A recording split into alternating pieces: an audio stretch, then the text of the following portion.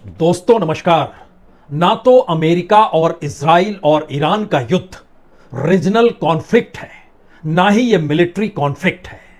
यह वार है, यह युद्ध है। और पहली बार इस युद्ध को लेकर आशंका बड़ी होती चली जा रही है। और आशंका बड़ी होने का मतलब यह है, इसमें ना जाने कितने देश कूद जाएं और आने वाले वक्त में कहीं रूस यूक्रेन का युद्ध भी इसमें मिल ना जाए। यह परिस्थिति एक झटके में शुरू नहीं हुई है। दरअसल इन सब के बीच जो अमेरिका संवाद बनाना चाहता है, जो अपने कार्यक्रमों को वह मध्यस्थों के जरिए ईरान को सौंप रहा है, ईरान उसे बकवास करार दे रहा है। और इतना ही नहीं, इन सब के बीच यूरोपियन कंट्रीज की पूरी कतार खड़ी हो चली है, जो अमेरिका के साथ नहीं है। इस युद्ध में वह बिल्कुल साथ नहीं है, लेकिन मैसेज अब उससे आगे निकल रहा है। और यह खतरनाक है। खतरनाक इसलिए है क्योंकि जिस वक्त रूस ने यूक्रेन पर हमला किया था, उस वक्त यूक्रेन के साथ पूरी नाटो कंट्रीज खड़ी हो गई थी। अमेरिका भी मदद कर रहा था और नाटो कंट्रीज को लग रहा था कि यूक्रेन अगर हार गया तो उसके बाद नाटो कंट्रीज की सीमा सीधे रूस से लगेगी। और इसीलिए ध्यान दीजिए, तो उस वक्त रूस के साथ दो ही देश खड़े थे। एक चीन था जो स्ट्रेटेजिकली मदद कर रहा था, आर्थिक तौर पर भी, यानी तेल वो रशिया से खरीद रहा था। और कहीं ना कहीं आर्थिक मदद जो मिल रही थी उस दौर में, भारत भी रूस से तेल खरीद रहा था, उसको अपने यहां रिफाइन करता था और यूरोप के बाजार में वह बेचता था, सैंक्शंस के बावजूद भी। लेकिन उस पूरी दौर में अगर कोई युद्ध के बीच हथियारों को लेकर मदद कर रहा था तो वह ईरान था। ईरान ने जितने ड्रोन दिए, जितनी मिसाइलें दी, जिस तरीके से मदद रूस की, वो तमाम मिसाइल, वो तमाम ड्रोन यूक्रेन पर दागे गए। युद्ध 4 बरस से ज्यादा हो चुका है, जो अभी भी चल रहा है। और इन सब के बीच 1 महीने पुराना युद्ध, उसमें यूक्रेन की एंट्री हो गई। यूक्रेन ने अरब कंट्रीज के साथ डिफेंस डील कर ली और कहा कि जो भी ड्रोन आपके ऊपर आएंगे हम उसे रोकेंगे, क्योंकि हमारे पास एक टेक्नोलॉजी है। वो टेक्नोलॉजी वही है, जब रूस ईरान के ड्रोन को अपने यहां से यूक्रेन पर अटैक करता था तो हम रोक लेते थे। यूक्रेन की एंट्री हुई और एक झटके में यूएई के भीतर उन्हें एक साइट दे दी गई कि यहां पर आप अपने ड्रोन को बना सकते हैं, या ड्रोन को काउंटर करने के लिए जो टेक्नोलॉजी है उसको आप खड़ा कर सकते हैं। यह बात लगा ऐसे कि आई गई हो जाएगी, लेकिन जी नहीं। मसला यह है कि जेलेंस्की खुले तौर पर कहते हैं कि ईरान के हथियार रूस के जरिए उसके देश पर बरस रहे थे। अब ईरान के हथियार जो खाड़ी देशों पर बरसते हैं वो यूक्रेन की टेक्नोलॉजी से रोके जाएंगे। और इसमें पहली बार ईरान ने खाड़ी देशों को यह कहकर चेतावनी दे दी कि आप जिस दिशा में जा रहे हैं वो युद्ध सिर्फ अब सीमित नहीं रहेगा, वो फैल जाएगा, वो बढ़ जाएगा, और हो सकता है उसके दायरे में रूस और यूक्रेन का युद्ध भी शामिल हो जाए। ईरान तो इससे एक कदम आगे निकलकर यह भी कहा कि दरअसल इस दौर में अमेरिकी बेस पर जो ईरान ने हमले किए और बावजूद इसके खाड़ी देशों ने संयम बरता, लेकिन अब इसके बाद रास्ता नहीं बचेगा जब जेलेंस्की के हथियार खाड़ी देशों में होंगे और जेलेंस्की पुतिन से युद्ध भी कर रहे होंगे, तो पुतिन अभी तक स्ट्रेटेजिकली मदद जो ईरान को कर रहे हैं वो हथियारों में तब्दील ना हो जाए। तो क्या अमेरिका के लिए यह एक बेहतरीन स्थिति होगी, इजराइल के लिए बेहतरीन स्थिति होगी, या दुनिया के लिए बद से बदतर स्थिति होगी? क्योंकि अब यूरोप के तमाम देश ये कहने से चूक नहीं रहे हैं कि दरअसल यह युद्ध हमारा युद्ध तो नहीं है, लेकिन अब समझना होगा कि ट्रंप जिस रास्ते निकल पड़े हैं उसमें आने वाले वक्त में यूरोप का रास्ता क्या हो। और इन तमाम चीजों के बीच स्पेन ने खुले तौर पर पहली बार कह दिया कि अब हमारे एयर स्पेस का इस्तेमाल अमेरिकी विमान नहीं कर सकते हैं। उसके बाद जर्मनी की जो पार्टी है अल्टरनेटिव फॉर जर्मनी, एएफडी, उसने अपने देश में मांग कर दी कि जो अमेरिका में 40,000 सैनिक तैनात हैं उसको वापस बुला लिया जाए। ब्रिटेन ने अपने तौर पर कह दिया यह युद्ध हमारा नहीं है, और जरा परिस्थितियों को समझे, इस युद्ध की भयानकता क्या हो सकती है अगर यह फैल गया। और उसके बाद इटली ने कह दिया, इटली के डिफेंस मिनिस्टर ने कहा कि युद्ध की अवधि सबसे शक्तिशाली की शक्ति पर निर्भर नहीं करती है, बल्कि कमजोर के प्रतिरोध पर निर्भर करती है। और इसका मैसेज यह है कि यूक्रेन तो रूस से बहुत कमजोर था, लेकिन 4 साल से यह युद्ध चल ही रहा है। और अब जब ईरान एक कमजोर देश के तौर पर अमेरिका के सामने है और अमेरिका दुनिया के सबसे ताकतवर देश में है, तो यह अमेरिका पर नहीं ईरान पर निर्भर करेगा। यानी मैसेज है कि दरअसल यह युद्ध फैलेगा। मैसेज है कि इस युद्ध को लेकर रूस की एंट्री हो सकती है। यह मैसेज है कि इस युद्ध की व्यापकता में हर देश शामिल होगा और सवाल सिर्फ और सिर्फ होर्मुज़ स्ट्रेट का नहीं होगा, खार्ग आइलैंड का नहीं होगा, या फिर जो आज गुस्सा अमेरिकी राष्ट्रपति को आया और उन्होंने कहा सब कुछ तबाह कर देंगे, मसला उसका नहीं है। युद्ध के महायुद्ध में बदलती हुई ऐसी परिस्थिति है जिसमें आज पहली चेतावनी यूक्रेन या जेलेंस्की को लेकर खाड़ी देशों को सीधे ईरान ने दी। اساساً چنین رفتارهایی متصل کردن منازعه اوکراین که ریشه‌های خاص خودش رو داره با اتفاقاتی که در منطقه ما در حال وقوعه، تجاوز نظامی خیلی آشکار آمریکا و رژیم صهیونیستی علیه ایران یک اشتباه محاسباتی بسیار فاجعه آمیز هست. من اطمینان دارم که کشورهای منطقه در چنین دامی نخواهند افتاد. दरअसल जेलेंस्की की एंट्री खाड़ी देशों में या कहें ईरान के खिलाफ अमेरिका और इजराइल के इस युद्ध के बीच का होना, यह पूरी दुनिया के लिए कितना खतरनाक है, यह इस बात से भी समझा जा सकता है कि नाटो कंट्रीज अमेरिका के साथ नहीं है। नाटो कंट्रीज को कागजी शेर अमेरिका के राष्ट्रपति बतला रहे हैं और बिना नाटो कंट्रीज के यूक्रेन एक दिन भी रूस के सामने खड़ा हो नहीं सकता है। अगर सारी मदद नाटो कंट्रीज एक झटके में बंद कर दें तो यह वही नाटो कंट्री है जो ईरान के खिलाफ अमेरिका के युद्ध में अमेरिका के साथ नहीं है। लेकिन दूसरी तरफ यूक्रेन जो खुद युद्ध लड़ रहा है, वह खाड़ी देशों की मदद कर रहा है तब जब खाड़ी देशों में अमेरिकी बेसेस हैं, मिलिट्री बेस मौजूद है, एयर बेस मौजूद है, नेवी बेस मौजूद है। यानी सीधे तौर पर जेलेंस्की की एंट्री इजराइल और अमेरिका के तरफ से खाड़ी देशों में अब हो गई है। अब सवाल नाटो कंट्रीज का भी है जो लगातार विरोध कर रहे हैं। जेलेंस्की की एंट्री जिस तरीके से खाड़ी देशों के अलग अलग अरब लीडर्स के साथ हुई, हमें लगता है पहले एक तस्वीर देखिए जब जेलेंस्की पहुंचे थे यूएई।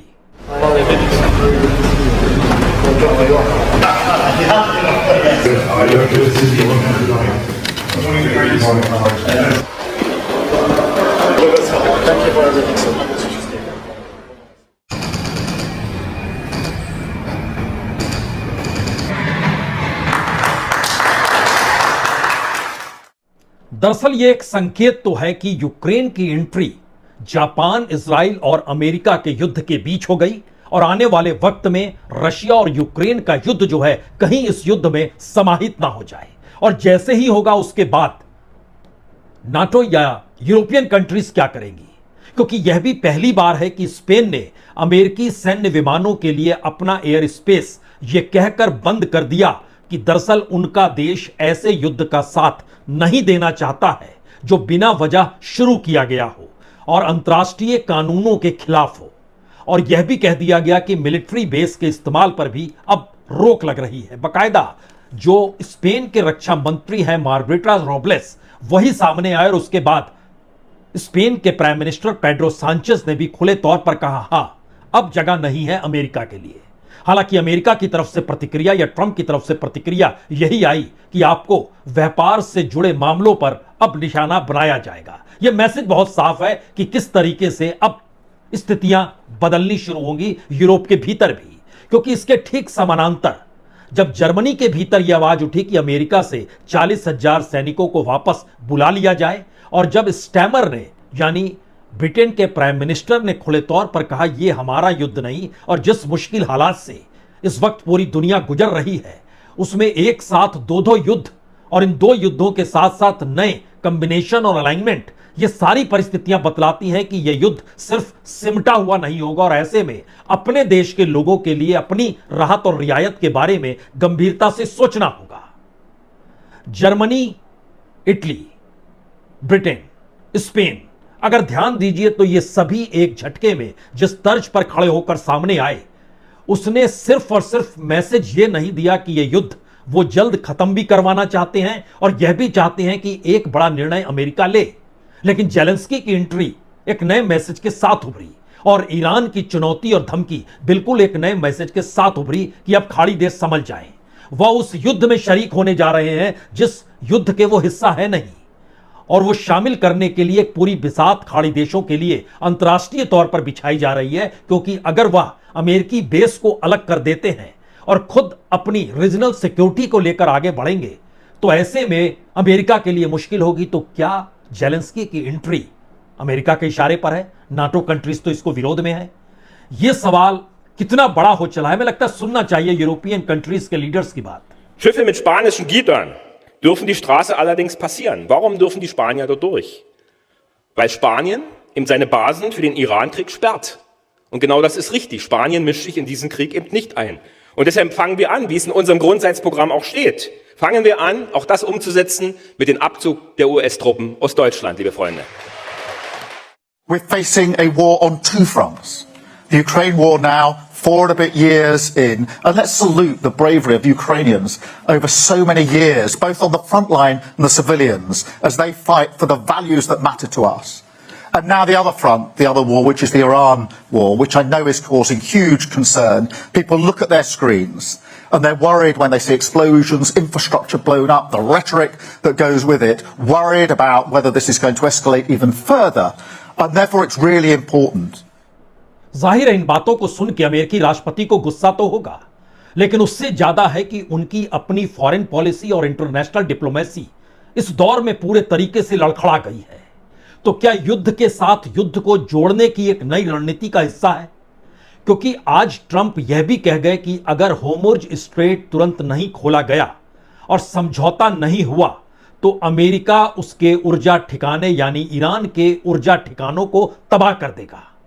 उन्होंने बाकायदा सोशल ट्रुथ पे जो लिखा उसमें कहा न सिर्फ पावर प्लांट्स बल्कि ऑयल वेल यानी तेल के कुएं और जो खार्ग आइलैंड को पूरी तरीके से उड़ा दिया जाएगा, और जरूरत पड़ने पर डीलैसिलेशन जो प्लांट्स हैं उसको भी निशाना बनाया जा सकता है। और अभी तक निशाना इसलिए नहीं बनाया गया क्योंकि हम स्ट्रेटेजिकली चल रहे थे और हमने इसको निशाना इसलिए नहीं बनाया जिससे लगा समझौता हो जाएगा, यानी जानबूझकर अभी तक इसे छुआ नहीं है, लेकिन अब सब कुछ तबाह कर देंगे। यह एक ऐसी परिस्थिति है जो खुले तौर पर यह बतलाती है कि एक तरफ अमेरिकी राष्ट्रपति समझौते की राह में नरम है, दूसरी तरफ धमकी देने में बेहद गर्म है, और इन दोनों बीचों की स्ट्रेटजी कभी डिप्लोमेटिक एस्पेक्ट से नहीं चलती है बल्कि धमकाने और समझौते की पटरी पर लाने में भी धमकाने। यह परिस्थिति पहली बार शायद दुनिया देख रही है, और उसकी सबसे बड़ी वजह यह भी है कि ईरान इस हकीकत को समझ रहा है कि 3-4 चीजें जो डेवलप हुई है उसमें अब इजराइल ने भी कह दिया है कि अगर पैदल सेना ईरान के भीतर अमेरिका की जाती है तो इजराइल के साथ में नहीं जाएगी, वो सिर्फ अमेरिकी सेना जाएगी, और अमेरिकी पैदल सेना जो घुसेगी उसको ताबूतों में बंद करके भेजा जाएगा। इसका जिक्र खुले तौर पर ईरान के स्पीकर, संसद के जो अध्यक्ष हैं, उन्होंने खुले तौर पर इस बात का जिक्र किया। लेकिन उसके आगे का बात यह है कि दरअसल आज ईरान के विदेश मंत्रालय के प्रवक्ता इस्माइल बछाई जब सामने आए तो उन्होंने 4-5 बातों का खुले तौर पर जिक्र कर दिया, जो मैसेज है कि दरअसल क्या यह युद्ध और विस्तार होगा, क्या अमेरिका के लिए अब 6 अप्रैल की तारीख भी नजदीक आ चुकी है और रास्ता उसके बाद का उसे सोचना है। क्योंकि बहुत साफ तौर पर उन्होंने कहा कि ईरान अब सिर्फ मध्यस्थों के जरिए संदेशों का आदान प्रदान ही हुआ है और कोई बातचीत अमेरिका के साथ नहीं होगी। अमेरिका ने बातचीत की इच्छा जरूर जताई है, लेकिन भेजी गई शर्तें बकवास या अतार्किक है। ईरान विदेश मंत्रालय के प्रवक्ता ने बहुत साफ कहा कि दरअसल शुरू से ही हमारा रुख बहुत स्पष्ट है, लेकिन अमेरिका बार बार अपनी स्थिति को बदल रहा है। और फिर उन्होंने कहा कि ईरान को पता है कि किस ढांचे में बातचीत हो सकती है जिसमें यह 15 सूत्री तो कतई फिट बैठता ही नहीं, और अमेरिकी डिप्लोमेसी जो है खुद वहां के लोग उस डिप्लोमेसी पे भरोसा नहीं करते हैं जिस दिशा में अमेरिकी राष्ट्रपति कहते हैं।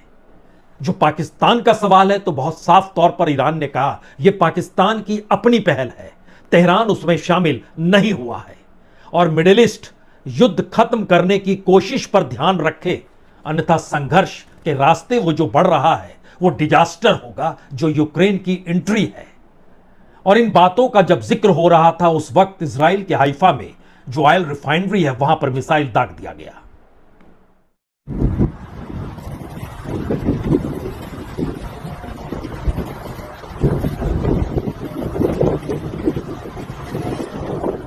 महत्वपूर्ण यह भी है कि दरअसल हाइफा की इस ऑयल रिफाइनरी में ईरान ने भी मिसाइल दागी और हिजबुल्लाह ने भी मिसाइल दागी।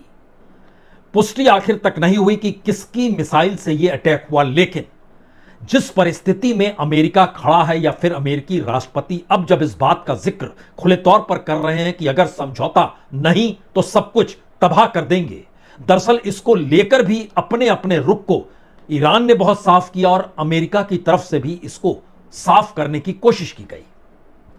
अमेरिका के वित्त मंत्री हैं स्कॉट बेसेंट, उन्होंने एक इंटरव्यू में कहा कि दरअसल ऑयल मार्केट में सप्लाई पर्याप्त है, यानी तेल की कोई कमी नहीं है। एशियाई कंट्रीज या फिर ऑस्ट्रेलिया न्यूजीलैंड से यह सवाल पूछा जा सकता है, वाकई सप्लाई पूरी है क्या? दूसरा, उन्होंने कहा कि जो अहम समुद्री रास्ते हैं उस पर हम कंट्रोल कर लेंगे। अगर कंट्रोल कर लेंगे तो फिर होर्मुज स्ट्रेट का जिक्र अब अमेरिकी राष्ट्रपति क्यों नहीं कर रहे हैं, वो खार्ग आइलैंड का जिक्र क्यों कर रहे हैं? तीसरी बात थी कि आवाजाही पूरे तरीके से सुरक्षित बनाई जाएगी और मल्टीनेशनल एस्कॉर्ट सिस्टम बनेगा, यानी जो सुरक्षा देते हुए चीजों को पार करा दे। ध्यान दीजिए, लगभग 15 दिन पहले इन्हीं बातों का जिक्र अमेरिका की तरफ से किया गया था और उसको लेकर पेंटागन तक ने कहा था यह संभव नहीं है क्योंकि हमारे पास जो युद्धपोत है वो पारंपरिक और रिचुअली बहुत बड़ा है, वो बहुत सकरा इलाका है, वहां पर अगर वो चाहेंगे तो हमला हो सकता है और उसके बाद जो स्कॉट करके पार कराने का सिस्टम था वो धराशायी हो गया। लेकिन उसके आगे की पहली महत्वपूर्ण बात यह है कि अमेरिका का पूरा ट्रंप काल का जो पूरा साइकिल है वो ट्रेड पर जुड़ा हुआ है, टैरिफ पर जुड़ा हुआ। और पहली बार ईरान के जो स्पीकर हैं गलीफाफ, उन्होंने खुले तौर पर दुनिया के शेयर बाजार में निवेशक जो हैं उनको ही सलाह दे डाली, यह कहते हुए कि दरअसल ट्रंप के बयानों पर तुरंत भरोसा करके आप फैसला मत लीजिए। उनका एक बयान मार्केट को बढ़ा देता है, दूसरा बयान मार्केट को गिरा देता है। और दरअसल अगर इसी लिहाज से आप चलते रहें तो जो बड़े खिलाड़ी होते हैं, और वो बड़े खिलाड़ी अक्सर सत्ता के करीब होते हैं, वो खिलाड़ी इसका लाभ उठा लेंगे जो उठा रहे हैं और बाकी सबका पैसा डूब जाएगा। इसीलिए जब वो बोलें तो संयम बरतें या फिर उससे उल्टा सोचकर कदम उठाने की जरूर सोचें। दरअसल ये सारे मैसेजेस हैं जो बता रहे हैं कि इस युद्ध की सीमा अवधि क्या होगी कोई नहीं जानता है। यह युद्ध सिर्फ 3 देशों तक सीमित रहेगा, यह भी अब असंभव है। और क्या पहली बार 2 युद्ध और उस युद्ध को करने वाले देश आपस में एक नए अलाइनमेंट के साथ खड़े हो जाएंगे और जो पुराना अलाइनमेंट था वो टूट जाएगा? यह सवाल इस दौर में सबसे बड़ा हो चला है, खास तौर से यूक्रेन की एंट्री जो युद्ध में हुई है उसके बाद, और नाटो कंट्रीज का यूक्रेन को सहयोग और अमेरिका का विरोध, और ईरान का खुले तौर पर खाड़ी देशों को चेताना, संभल जाइए, आप कहीं के नहीं बचेंगे अगर युद्ध में रूस आ गया तो। बहुत बहुत शुक्रिया, बहुत बहुत शुक्रिया।